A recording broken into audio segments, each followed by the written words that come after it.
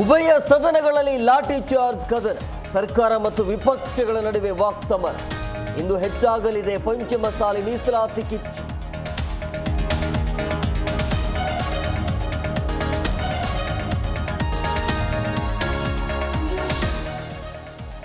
ಸಿಂಧನೂರಲ್ಲಿ 4 ಬಾಣಂತಿಯರ ಸಾವುಗಳ ಬೆನ್ನಲ್ಲೇ ಮತ್ತೆ 4 ಮಹಿಳೆಯರ ಸಾವು ಕೇಸ್ ಬೆಳಕಿಗೆ. ತಾಯಿಯ ಎದೆ ಹಾಲು ಇಲ್ಲದೆ ಹಸುಗೂಸು ಅನಾಥ.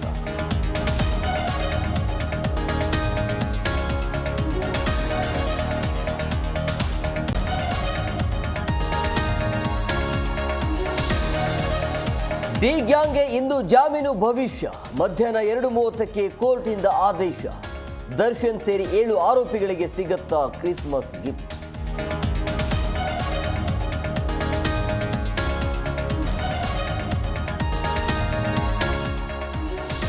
ಒಂದು ದೇಶ ಒಂದು ಚುನಾವಣೆ ಮಸೂದೆಗೆ ಒಪ್ಪಿಗೆ. ಕೇಂದ್ರ ಸಚಿವ ಸಂಪುಟ ಗ್ರೀನ್ ಸಿಗ್ನಲ್. ಕೇಂದ್ರದ ನಡೆಗೆ ವಿಪಕ್ಷಗಳಿಂದ ಭಾರೀ ವಿರೋಧ.